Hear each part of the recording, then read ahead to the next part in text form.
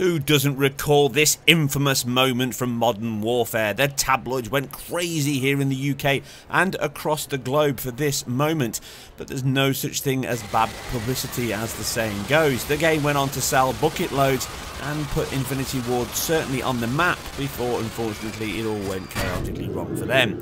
But now it joins the plethora of titles on the Xbox One backwards compatibility list, jumping onto the Xbox One, the S and the X. But it isn't an X-enhanced title, so we are just left with the same visual output as the original release and that frame rate cap. But do we see performance improvements across the title? Now, I'll be covering the single player missions in some light detail and also the more important multiplayer ones where the game is still online and workable with those peer-to-peer remote host connections. So just be ready to migrate host left, right and centre, or at least in this game, just quit back to the lobby as somebody rage quits. Snipers in position. First, those visual metrics, they are identical, which means we're seeing exactly the same 1024 by 600p resolution on the 360, the X and the Xbox One S, so nothing's changed here visually. They are identical with the same shimmering and movement. Playing this on a 4K screen obviously makes that look considerably worse, but it's still a good looking title and it holds up well with some of the effects. Remember, this is a 60 FPS title on a Xbox 360 and a PS3, or at least that was the target. So moving away from the visuals, because they don't really change, we're going to go into the more important performance side. Yes, here we are looking at all three versions in single player, comparing one mission which does tend to stress the Xbox 360 the most. Lots of slow motion, lots of enemies. So seeing here on the Xbox 360 we can see some serious performance dips down into the 30s, and it certainly doesn't hold on to that locked 60 FPS at any point. So you can already see a substantial improvement here on both the X and the S, which are pretty much a locked 60 FPS. There are points on the S where it can dip a little lower, but really you're seeing a much higher average here, around 11% improvement over the Xbox 360's model, which is around 53 FPS average, but almost 100% better at certain low points, because you're getting like 30 FPS on the Xbox 360 and you're getting around 58 at its lowest point here. Now obviously other parts of the game may have other dips. I'm not going to test the entire single player, but certainly on average in these stress points you can see the huge uplift you get in performance.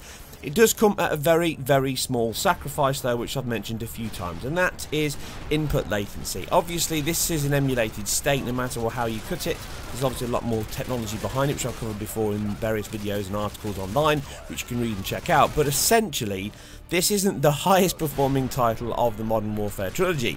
It averages around 113 milliseconds of input latency. At its lowest point, 97 milliseconds of input latency I'm seeing at the best point on the Xbox 360. But like I say, over various connections of movement, shooting and turning, that averages out around 113 milliseconds.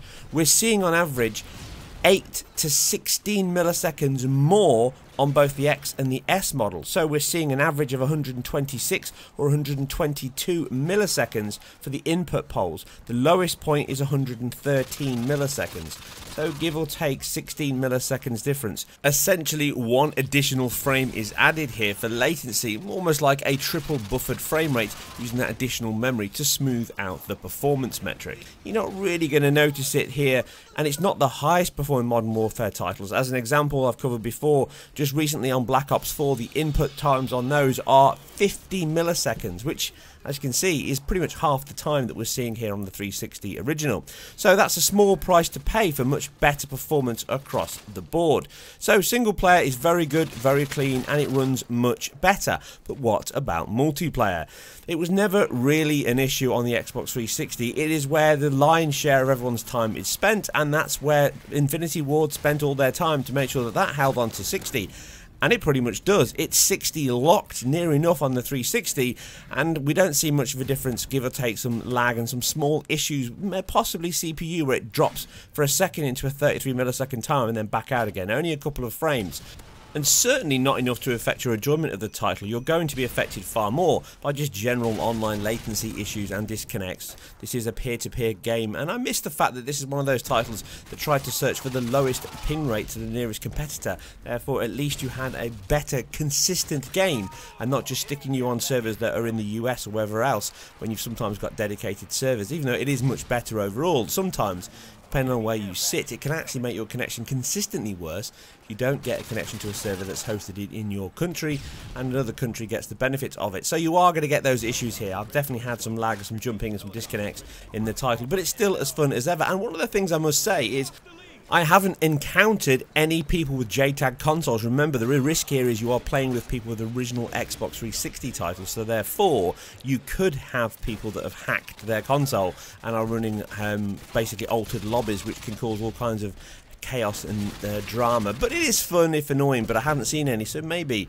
that's just luck of the draw, or the fact there's just far more X and Xbox One players than 360 players still playing this online monster. Anyway, if you like to know the stats and statistics for the latency and the performance, you can see it all down in the description and the pinned comment below. If you like this and all the work that I put together here on Rectify Gaming, then please help support me and expand my repertoire and my reach by sharing where appropriate, liking below, subscribing to the channel, and if you can't afford it, any pounds or dollars you can afford helps me improve my quality and my equipment.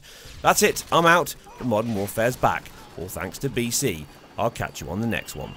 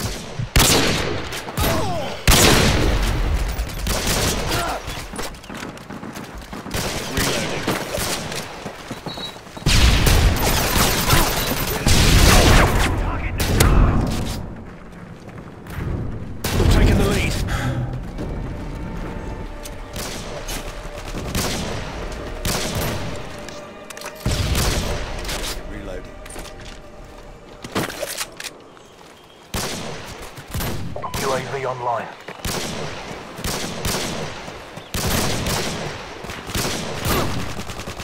Friendly Harriers inbound.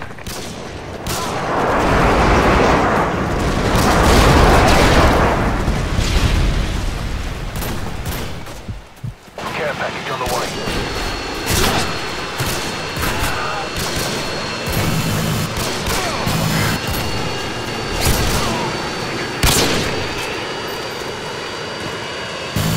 UAV online.